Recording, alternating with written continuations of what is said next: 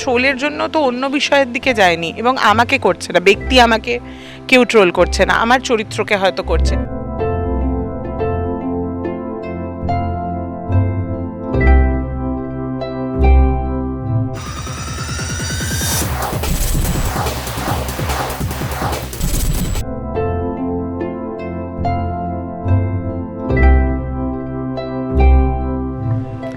আমার সঙ্গে এই মুহূর্তে রয়েছে অরিজিতা দি। তার মানে বুঝতেই পারছো কোথায় রয়েছে, কুমকুমে রয়েছে, লুকটা দেখে বুঝতে পারছো। অরিজিতা দি মানে কিন্তু একদম হাসি খুশি একটা মানুষ, যে সবসময় জমিয়ে রাখতে ভালোবাসে মানুষকে।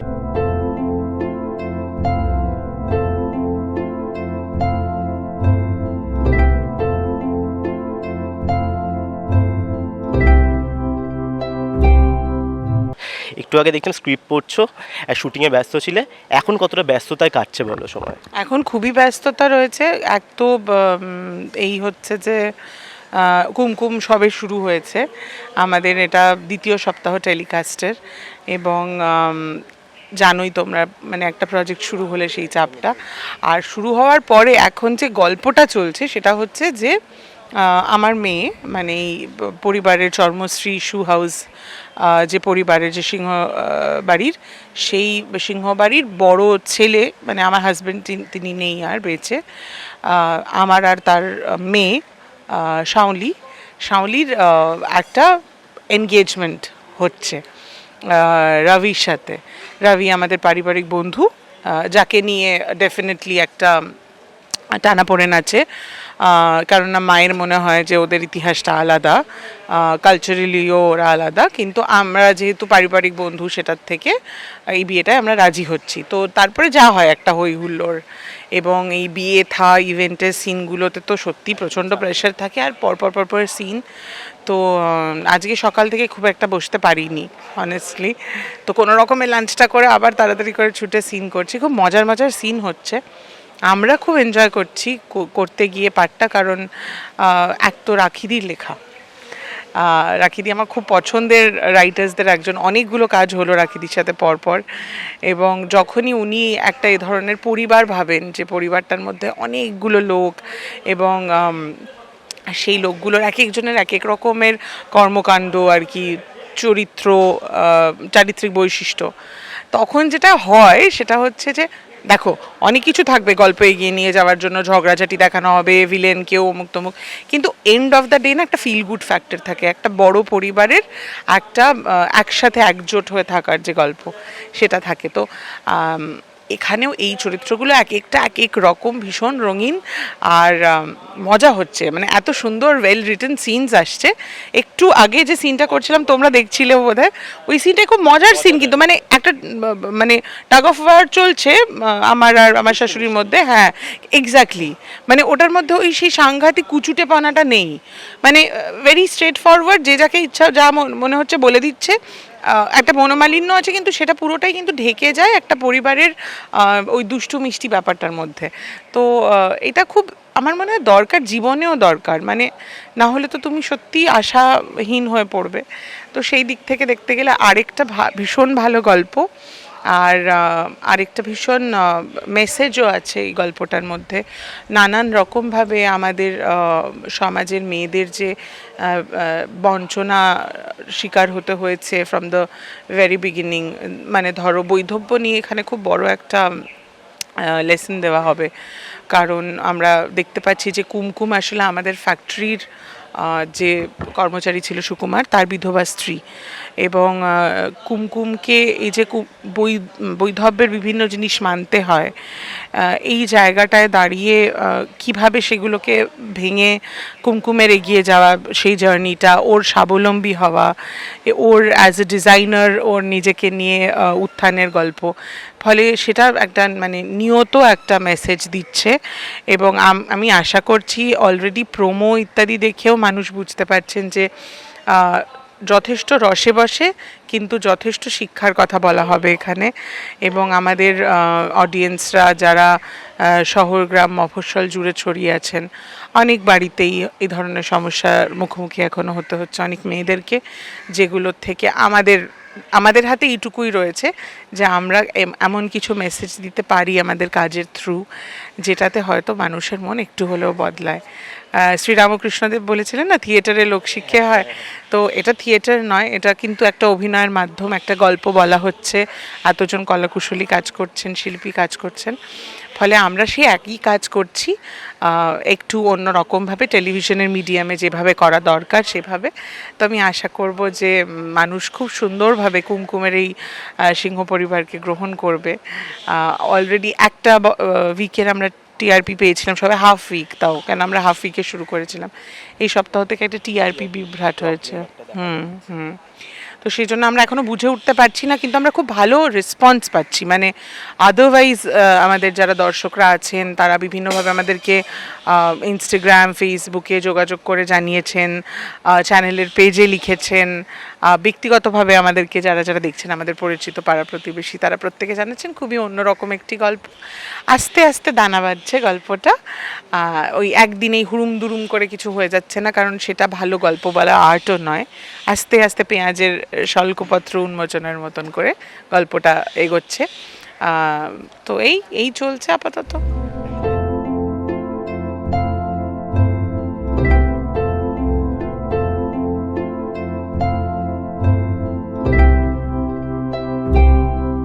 একদম দিদি, চলছে তো বুঝতে পারছি অনেক কিছু। তুমি নিজেকে কিভাবে এত কিছু ব্যালেন্স করে চলছো? তোমাকে দেখতে পাই মানুষকে শেখানো, তার উপরে এখানে কাজ করা, সব কিছু, থিয়েটার, সব কিছু একসাথে কিভাবে চলছে? দেখ, থিয়েটারটা তো অনেস্টলি মানে লাস্ট 2 বছর বোধহয় আমি করছি না এখন, মানে স্টেজ করতে পারছি না। তার কারণ হ্যাঁ হ্যাঁ শেখানোটা চলছে, তার কারণ ওগুলো আমি রোববার করে করছি। এটাও আমি মানে বলবো যখন কথা উঠলোই, সেটা হচ্ছে যে পাঠশালা, সবাই জানি সন্দীপদাকে, সবাই চিনি। সন্দীপদা এই ইন্ডাস্ট্রির একজন খুবই নামকরা এবং বেশ পুরনো কাস্টিং ডিরেক্টর।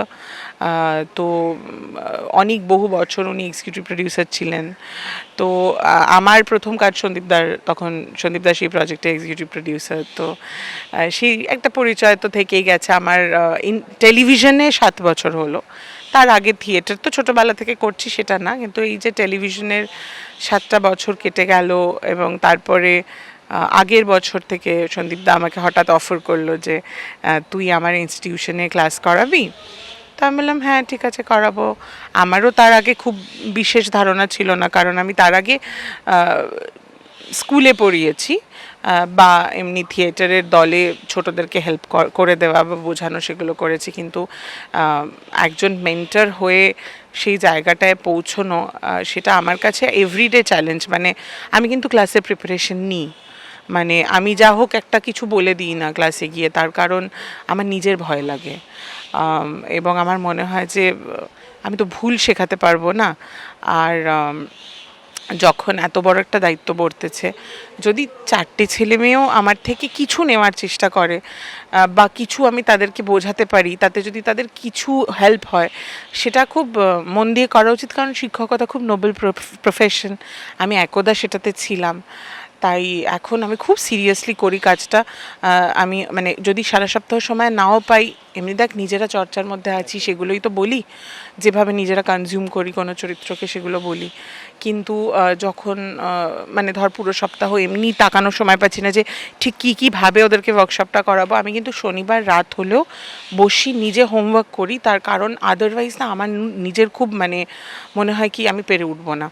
তো সেইগুলো করার পরে রবিবার যখন আমি ক্লাসে যাই, ও আমার খুব ভালো লাগে। মানে ছেলেমেয়েরা, বিভিন্ন বয়সের মানুষজন আছেন, আমার বেশ কিছু সেই অর্থে আমি ছাত্রছাত্রী না বলে এটা একটা এক্সচেঞ্জের জায়গায় বলবো, আছেন যারা আমার থেকে বয়সে বড়, এবং তাদের কাছ থেকে আমি তাদের লাইফ এক্সপিরিয়েন্সের কথা শুনি। কারণ অভিনয়ে তো ভীষণ ওপেন একটা জায়গা, মানে অভিনয় শিখতে যাচ্ছি মানে এটা প্রচণ্ড, মানে পৃথিবীর সবথেকে বড় ইন্টারডিসিপ্লিনারি সাবজেক্ট বোধহয় অভিনয়, তার মধ্যে সব কিছু আছে এবং সবটা তোমাকে জানতে হতে পারে যদি প্রয়োজন পড়ে, বিভিন্ন চরিত্রে অভিনয় করতে হয়। তো আমি তাদের কাছ থেকে তাদের জীবনের গল্প শুনি। চলছে, চেষ্টা করে চলেছি। আমি দেখলাম মানুষ খুব গ্রহণ করেছেন, অনেকে খোঁজ নিয়েছেন। তো যারা যারা জিজ্ঞাসা করছেন তাদের জন্য বলি, আমার এটা একার ওয়ার্কশপ নয়, আমি পাঠশালাতেই আপাতত কাজ করাচ্ছি, এবং এই ক্লাসেসগুলো পাঠশালাতেই হয়। আর এই এই মুহূর্তে আমার যেটা চলছে সেটা হচ্ছে আমার নিজের সংসারটা, যেখানে আমার মা আছেন আর আমার একটি মেয়ে আছে। সে তার অনেক বয়স হয়েছে, সে একজন ল্যাব্রাডর। আর তাদের দুজনের দেখাশোনা, শুটিং, বাড়ি আর ক্লাস। হ্যাঁ, ডেফিনেটলি।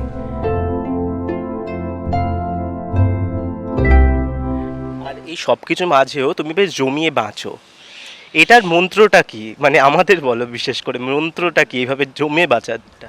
জমিয়ে বাঁচা বলতে দেখ, আমি মনে করি যে আমি যদি প্রাচুর্যে ভরপুর না হই, তাহলে আমি চারটে ছেলে মেয়ের সামনে গিয়ে যদি এরকম বিমর্ষ হয়ে বলি হ্যাঁ আজকের ক্লাসে আমরা শিখবো চরিত্র কিভাবে নির্মাণ করতে হয়, কেউ পাত্তাই দেবে না আমাকে।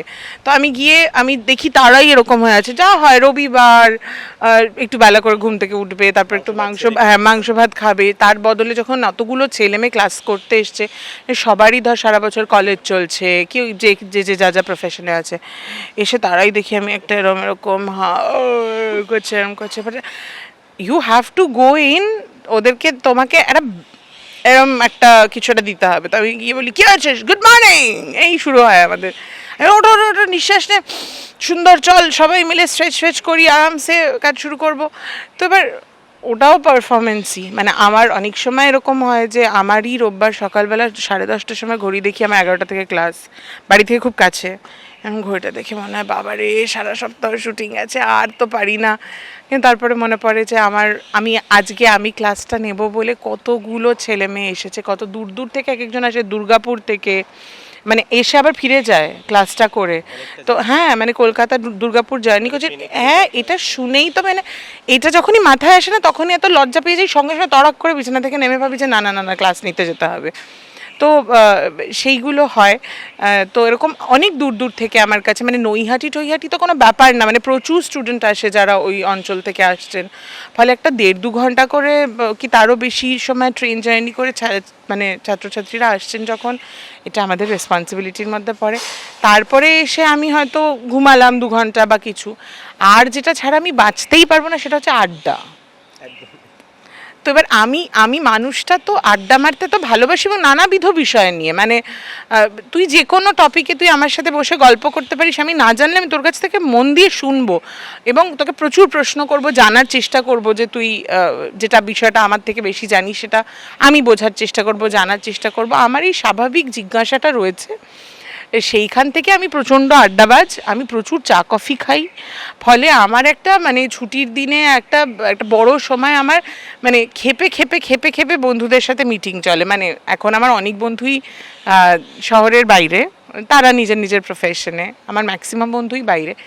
তো কিছু পুরনো বন্ধু যারা থেকে গেছে, কিছু বন্ধু যারা নতুনভাবে তৈরি হয়েছে এখানে, বলছি না শুধু ইন্ডাস্ট্রি, মানে তার বাইরেও আমি বলছি।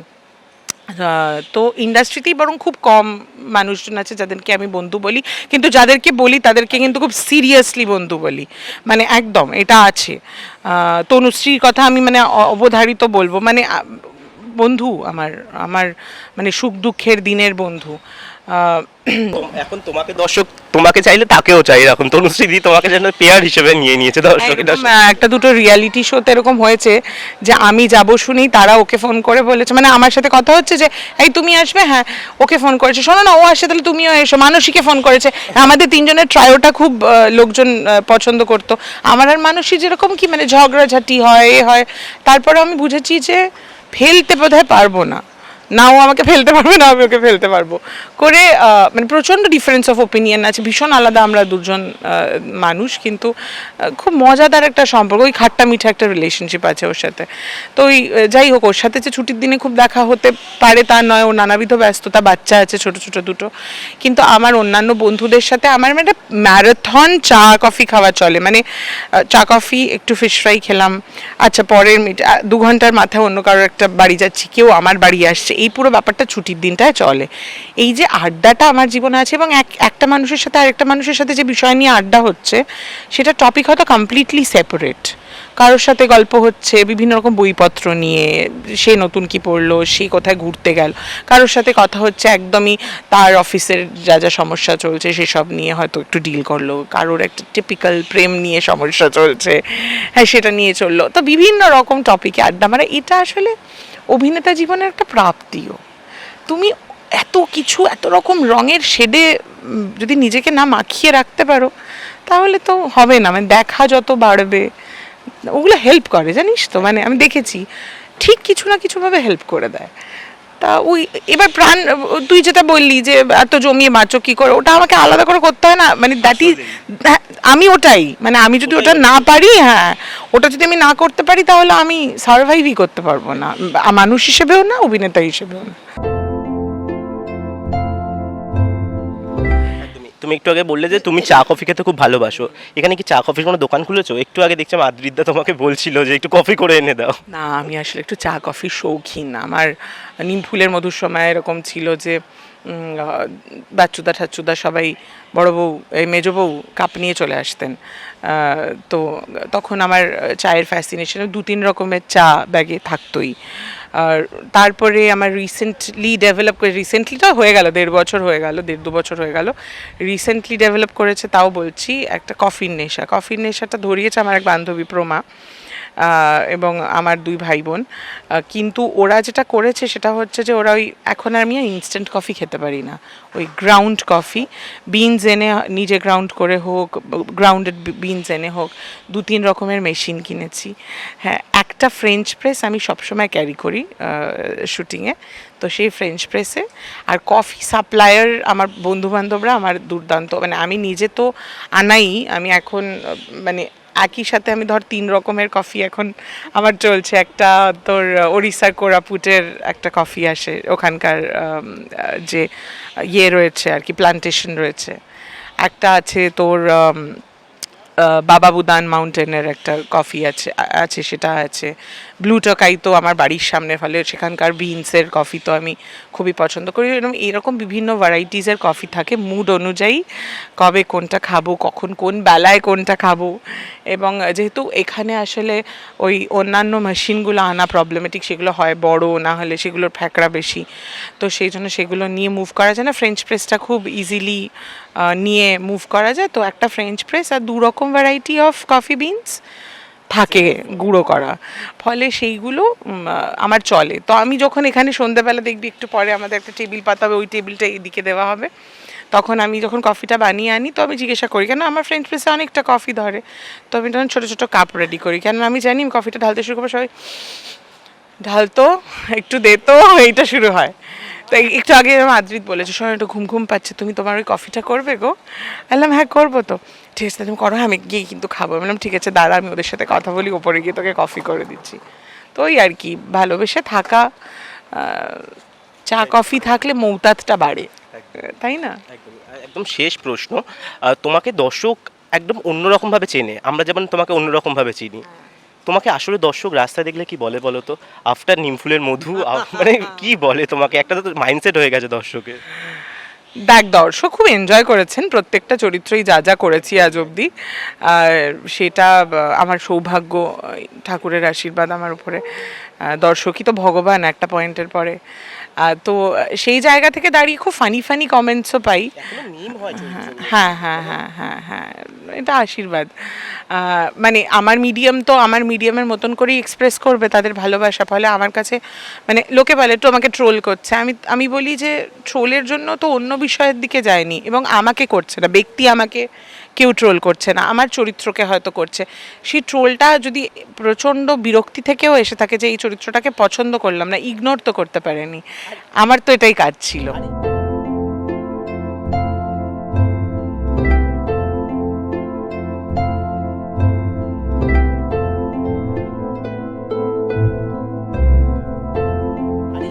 কথা আমি মানে বলছি যে তোমার যে চরিত্রের যে ট্রোলিংগুলো, ওগুলো কিন্তু চরিত্রের মজার দিকগুলোকে নিয়ে এবং মজা করবার জন্যই, কোনো মানুষকে ট্রোল করবার জন্য ওইটা নিয়ে, ফুটেজগুলো নিয়ে, মানে সেটা অপমানজনক কিন্তু আমার কখনো লাগেনি।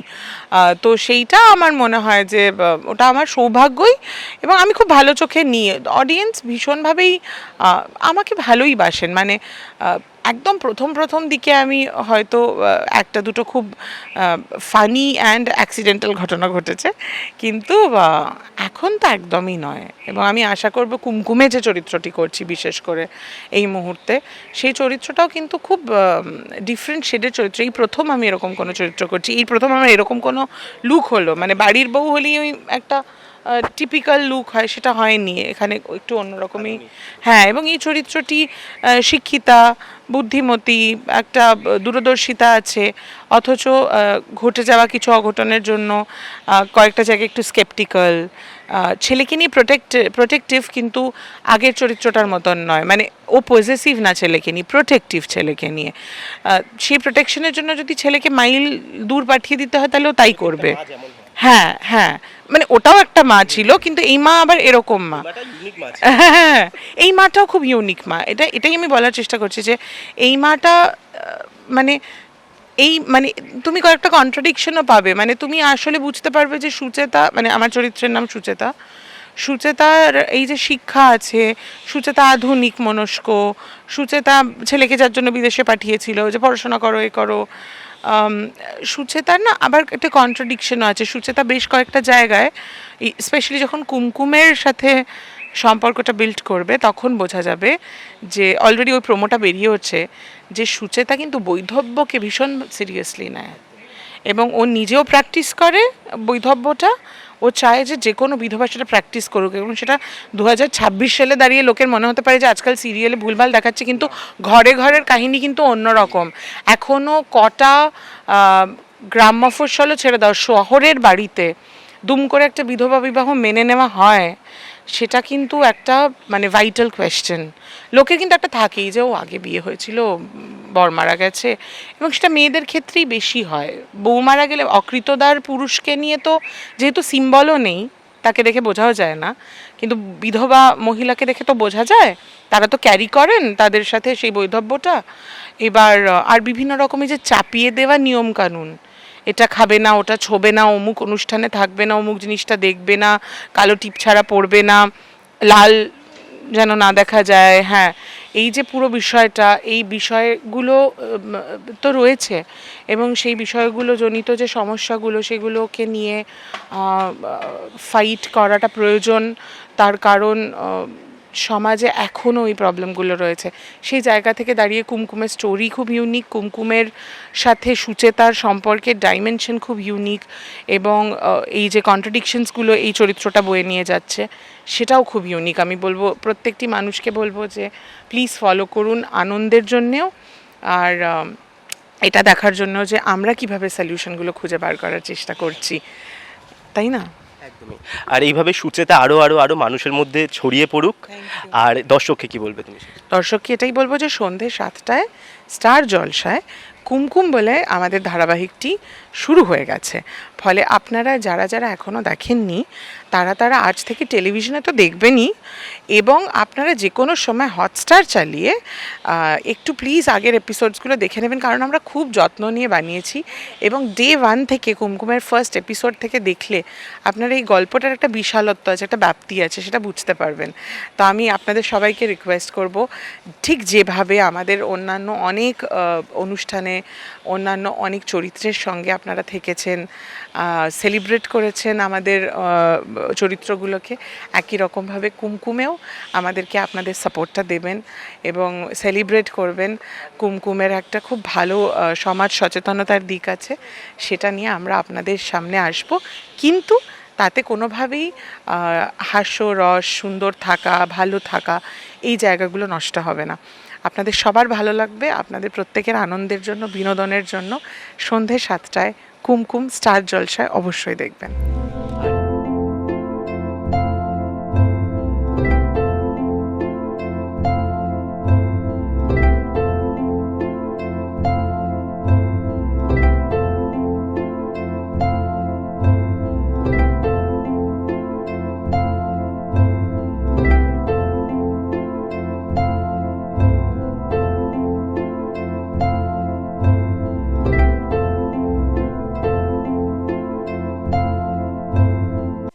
টলিউড ফোকাস কলকাতা চ্যানেলটি আপনাদের ভালো লেগে থাকলে লাইক করুন, সাবস্ক্রাইব করুন এবং অবশ্যই আপনাদের পছন্দের ভিডিওটি শেয়ার করুন।